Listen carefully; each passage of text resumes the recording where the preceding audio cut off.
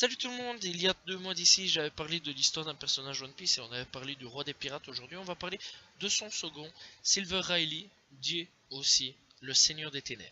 Alors il est l'ancien bras droit de Gold Roger, il est certainement l'un des personnages les plus puissants de One Piece, il est considéré comme une légende dans le monde de la piraterie, à l'instar de Barbe Blanche. D'après Garp, Silver Riley était le mentor de Shanks le roux et de Baggy le clown. Donc quand même, ils ont quand même eu un de ces mentors de ouf. Moi je dis ça, je dis rien.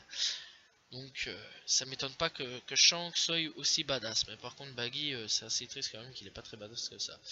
22 ans plus tard, il est reconverti en tant qu'artisan et en revêtement sur l'archipel de Sabondi où il profite d'une retraite paisible avec son ami Shaki afin de permettre aux pirates de franchir Red Line en passant par l'île des hommes poissons pour se rendre dans le nouveau monde. La seconde partie de la route de tous les périls dit Grand Line. Il révélera même à Luffy et son équipage que le passé et les raisons pour lesquelles Roger s'est rendu à la marine. Après être devenu le seigneur des pirates, à noter qu'il a été sauvé de la noyade,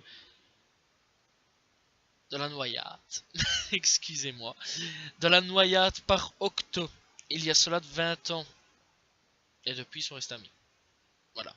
Donc Octo, pour ceux qui ne savent pas, c'est le poulpe là, avec 6 bras, si je me souviens bien, 6 bras, hein, je crois. C'est le poulpe qui au début était méchant et après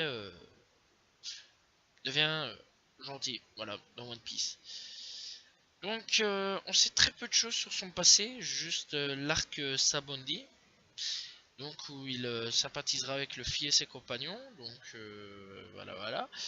Après, après qu'il soit débarqué comme un taré, en mode ça va les gars, alors je sais logiquement je dois être un esclave, mais bon bah les couilles, moi j'enlève mon collier, j'enlève le collier de la petite sirène là, et après voilà quoi, on devient copain copain.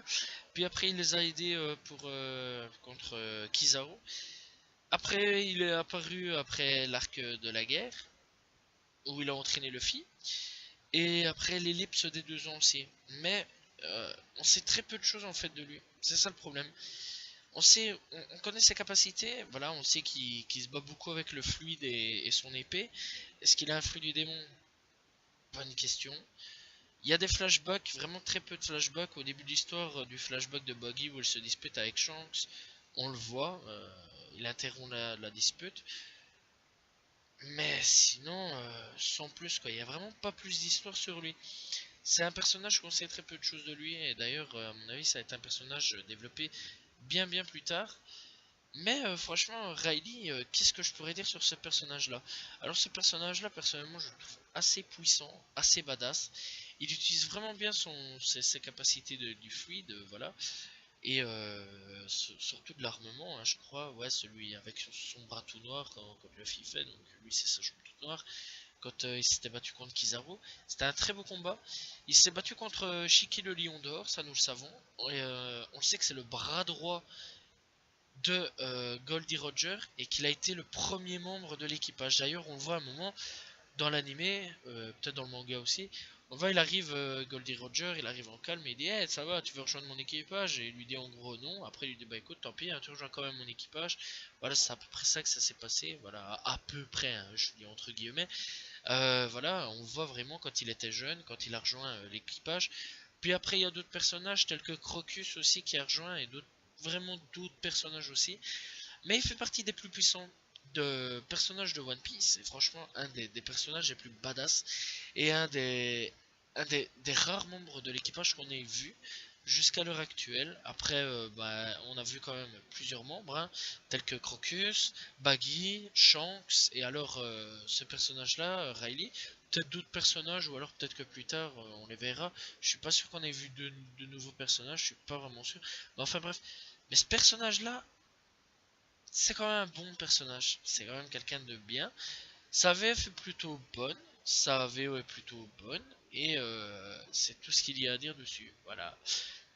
Voilà, voilà. Alors, j'espère qu'on développera beaucoup plus son histoire dans le futur, qu'on saura beaucoup plus de choses sur lui, de ses combats. pourquoi il a des cicatrices, parce qu'il a une cicatrice à l'œil et au torse. J'aimerais savoir vraiment d'où ça vient. Qui est-il? Parce que ce n'est pas que Silver Riley, quoi. C'est aussi une légende. C'est une légende, voilà. C'est un vieux petit bonhomme dans un corps de ouf, quoi.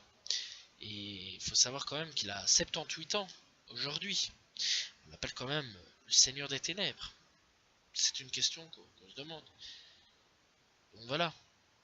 Après, dans l'ensemble, bah, il n'y a plus grand chose à dire sur Riley. C'est pas non plus les choses le plus extraordinaires à raconter. Voilà, on sait que qu'il s'est battu avec Luffy à ses côtés pour contre à l'île Sabondi pour les aider à s'enfuir. On sait qu'il a entraîné Luffy.